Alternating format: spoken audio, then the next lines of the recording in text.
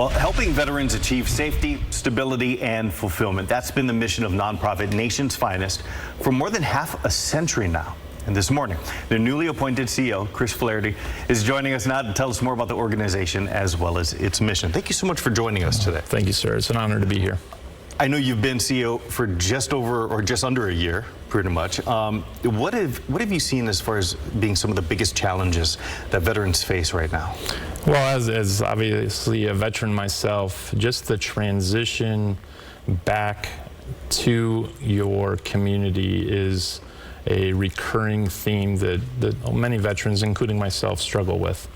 And so at Nation's Finest, we look to provide that connection, provide that community so that that journey isn't done alone. It's with a fellow veteran, it's with a community that's there to welcome you home, and that has made all the difference. Now, when you start talking about Nation's Finest, it's an organization that's been around for 50 years, but I got to imagine you're still leaning on word of mouth to a certain degree. Yeah, most certainly, and with the veteran community in particular, that's how we do get the word out. But we are physically present here in Sacramento, both in West Sacramento and also in Rancho Cordova at the Mather Veterans Village. But we're also up through the North Valley in Northern California and all throughout. We're on the Central Coast and also in Nevada and Arizona. I know that, again, this is year one for you. Sure. I'm sure you have a lot of items that you'd like to go ahead and attack, but what sits nearest to the top of that agenda right now and that you'd really like to make sure that, you know, you help veterans who are in need right now? So even though Nation's Finest has been around for 50 years and we started out specifically serving homeless veterans and those at risk of homelessness, what I am looking to do is to allow or to let all veterans know that we're here for you, regardless if you're housing insecure or just a veteran who wants to be part of a community. And that's what we're here to promote and build upon, because that full spectrum of service is what we all are looking to do, because that's where the connections are made. That's where really that journey of transition really comes to fulfillment.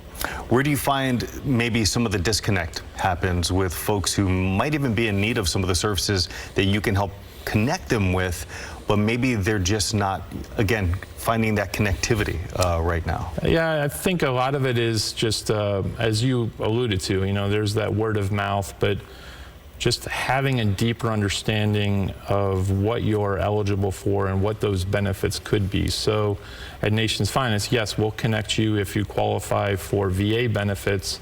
We'll be there to support, but it goes well beyond that. So it is about, you know, other community here in the state or local level opportunities that may be available to the veteran that they may not be aware of. Yeah. And they just need somebody to show them the way, or somebody to be there to walk with them on that journey, because it can be difficult. I mean, I know in my own personal transition, you know, I was served on active duty over 28 years, and when I went home, it was my wife who held the mirror up and said, hey, you think you're okay, but you're not, and so let's address this together. And not everyone has that person at home that they can rely on to do something like that. So hopefully this might be the mirror for somebody right now. Where should they go if they want to reach out? So I would start out at our website, nationsfinest.org, but also we have 16 brick and mortar locations all throughout the state, so as well as a couple in Arizona and Nevada. So again, just find us, we'll find you. We also have a program that we call that as a mobile support unit or mobile services unit, where we'll go into especially rural communities. I'm a country kid myself, but we'll bring the services to the veterans wherever they are, so that it's not just a if you build it, they will come. We will come to you, we will find you, we'll be with you, and we're not going anywhere. Yeah. It's an enduring relationship, not a transactional one. We thank you so much for your service and for your time this morning. Thank you so much, sir. I really appreciate it.